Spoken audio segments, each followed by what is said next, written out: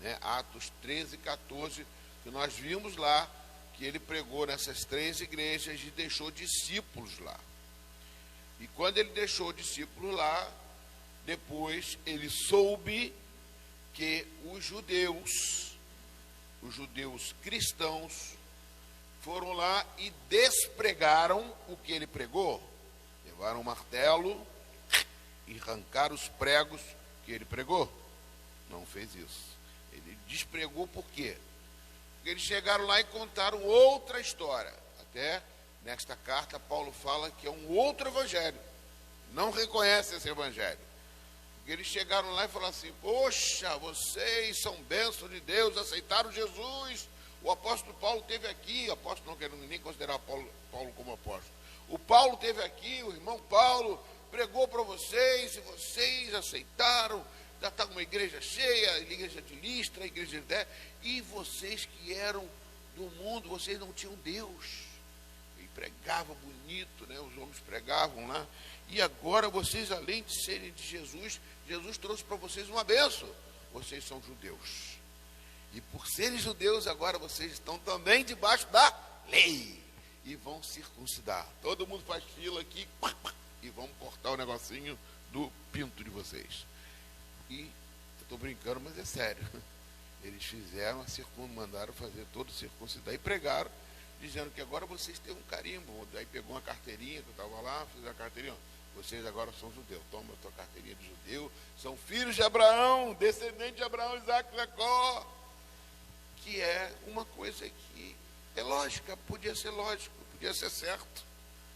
Se não fosse que Jesus Cristo não veio trazer eles para serem descendentes de Abraão através da circuncisão ou através da lei.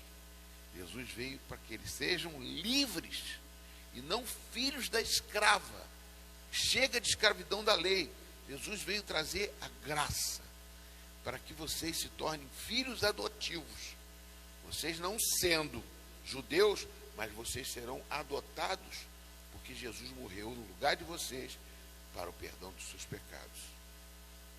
Né? Parece complicado, mas depois que a gente busca o Espírito Santo, a gente entende claramente isso.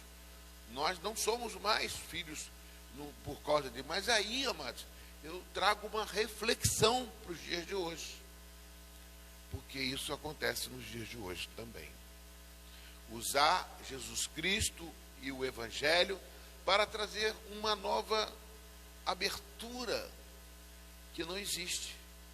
Alguns dizem que, por exemplo, usa aquele texto do apóstolo Paulo que diz assim: onde abunda o pecado, superabunda a graça de Deus. Paulo até prega isso para os romanos. Tem muita gente que fala assim: ah, beleza, então eu posso pecar bastante. Quanto mais pecado eu tiver, maior a graça de Deus sobre mim. Está errado. Mas a pessoa interpreta errado, pode interpretar dessa forma. Para quê? Para poder pecar, para poder ter uma mulher, 2 mulheres, 3 mulheres. Por exemplo, os mormons, poxa, que maravilha ser homem na religião. Podia casar com 2, 3, 4, 5 mulheres. Os mormons, que servem o cristianismo, usam a Bíblia, mas que aceitam ser casados com mais de uma mulher. Entendeu? Então há uma abertura para o pecado, há uma abertura para muitas outras coisas. Então usam o Evangelho de forma errada. Pegam certas práticas aqui, algumas coisas, falam de Jonatas, que Jonatas e Davi foram homossexuais. Tem que tomar cuidado com isso. Foram homossexuais, ou seja, tiveram relações. Isso eu vi até no programa do Jô Soares. Ele já faleceu, mas eu vi no programa do Jô Soares uma pessoa que questionou, dando base para que pudesse homem e mulher ter relações, mulher e mulher também ter relações, que isso não implicaria em pecado. Mas Paulo escreve aos Romanos, capítulo 1, dizendo que isso é abominação. Então nós não podemos seguir aquilo que o pensamento está errado. Quando o Espírito Santo está na igreja, mas nós sabemos que ser servo de Deus, nós temos luta para ser filho de Deus, nós temos que buscar cada vez mais a Deus para não se desviar do caminho, nem para a direita, nem para a esquerda. Amém ou não amém, queridos? Vocês estão me entendendo? Mas se não estiver entendendo, por favor, levante a mão, como Carmen faz, e pergunta.